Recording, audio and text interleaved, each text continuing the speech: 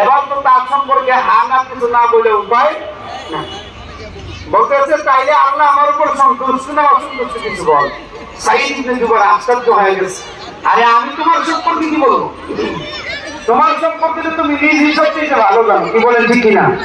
আওয়াজ দিয়ে বলেন ঠিক কিনা? আমি যে সমাজের 5 নম্বরের মানুষ, এটা কি মানুষের মুখ দিয়ে শোনা লাগবে? রাতের বেলা বালিশের উপর মাথা রাইখা নিজের বিবেককে প্রশ্ন করলেই বোঝা যাবে আমি চান্দা খাই না ঘুষ খাই, কি বলেন ঠিক কিনা? আমি দুর্নীতি করি না, বাটপারি করি না, চুরি করি না, আমি একজন 5 ওয়াক্ত আল্লাহর মসজিদের মুসলমান। মানুষের মুখ দিয়ে শুনতে হবে না, নিজের বিবেক সবার আগে খতিয়ে দিবে, কথা বলেন ঠিক কিনা? আওয়াজ দিয়ে বলেন ঠিক কিনা? সাইদ ইবনে জুবাইর ডাক দিয়ে বলে, আরে আমি কি বলবো? তোমার সম্পর্কে তুমি নিজেই সব থেকে ভালো জানো। কয় না, তারপর তুই কিছু বল, আমি তোর মুখ দিয়ে শুনতে চাই। কয় না, আমি যদি বলি তাহলে তুমি কষ্ট পাবে। কয় কষ্ট আর যাই পাই, তারপরও তুই কিছু বল। আমি বলতে গেলে তুমি কষ্ট পাইবা, কারণ এই জবান এটা এমন জবান বানাইছি যেই জবান দিয়ে কোনোদিন কোন জালেমের পক্ষে প্রশংসা বের হয় না। আর নেককার কোনোদিন এই জবান গালি দেয় না। আমি বলতে গেলে তুমি কষ্ট পাইবা। ভাই আরে কষ্ট যাই পাই, তারপরও তুই কিছু বল, আমি তোর মুখ দিয়ে শুনতে চাই। শুনতে চাও? হ্যাঁ শুনতে চাই। তাইলে তুমি শোনো, তুমি একটা জালেম। চিল্লায় বলেন আল্লাহু আকবার। আরো জোরে বলেন আল্লাহু আকবার। তুমি আদুল্লাহ, তুমি আল্লাহর দুশমন, তুমি নবীর দুশমন, তুমি সাহাবী হত্যাকারী, তুমি আলেম হত্যাকারী, তুমি রক্ত দিয়া হুলিদেরকে পছন্দ করো।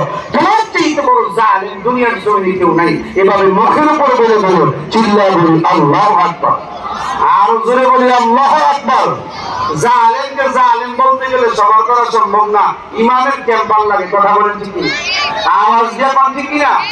আমরা তো মসজিদের মিম্বরে ওই মসজিদের বাপ দিকে ওয়াজ করি, না জানি কোন কথায় চাকরি যায়, দাওয়াত তোলা যায়।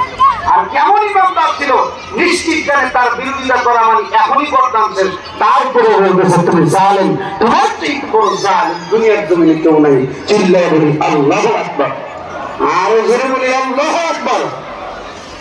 মুসলমানের যুবক ভাই, সাইদ ইবনে জুবাইর যখন এভাবে বলতে লাগলো, এবার হাত ডাক দিয়া বলে, এই সাইদ মুখ সামলা কথা বল,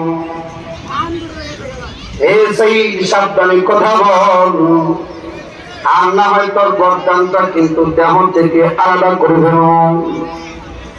এই সাইদ সাবধানে কথা বল, আর না হয় চিরদিনের জন্য কিন্তু জবানটা বন্ধ করে দেব। সাইদ ইবনে জুবাইর ডাক দিয়া বলে, আরে না, তরবারি বয় দেখাইয়া ক্ষমতার দাপট দেখাইয়া তুই আমার জবান দিয়া কোনদিন তোর জন্য প্রশংসা করতে পারবি না।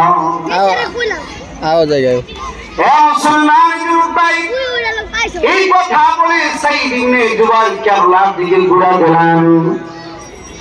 কিবলার দিকে ঘুরা সাইদ ইবনে জুবাইর পবিত্র কোরআন তেলাওয়াত করতে লাগলেন। কারণ সাইদ ইবনে জুবাইর খুব ভালো করে জানে এই জালেমের প্রশংসা যারা করে না, সে তাদেরকে দুনিয়ার জমিনে রাখে না, দুনিয়ার জমিন থেকে বিদায় করে দেয়। এই জন্য সাইদ ইবনে জুবাইর কিবলার দিকে ঘুরা পবিত্র কোরআন তেলাওয়াত করতে লাগলেন। ইন্নী ওয়াজ্জাহতু ওয়াজহিয়া লিল্লাযী ফাতারাস সামাওয়াতি ওয়াল আরদা হানিফা ওয়া মা আনা মিনাল মুশরিকিন। এই মুসলমান ভাই, সাইদ ইবনে জুবাইর কিবলার দিকে ঘুরে ভাবে কোরআন তেলাওয়াত করতে লাগলেন।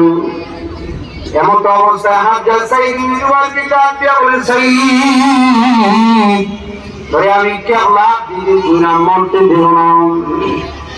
এ মুসলমান ভাই, গোলামকে ডাক দিয়া বলে, গোলাম সাইদের চেহারাটা টান দিয়া কিবলার দিক থেকে ঘুরা দে।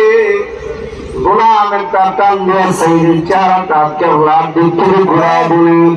এবার সাইদ ইবনে জুবাইর পবিত্র কোরআন তেলাওয়াত করতে লাগছে। জোরে বলুন সুবহানাল্লাহ। আর বলতে লাগলো, জালেম, আরে মুমিন বান্দাদেরকে কিবলার দিক থেকে ঘুরাইলি, আল্লাহর দিকে দূরে সরানো যায় না। মুমিন বান্দাকে ডান দিকে ঘুরাইলে আল্লাহ তাকা থাকে,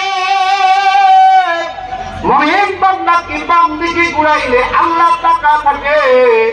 মুমিন বান্দাকে সামনের দিকে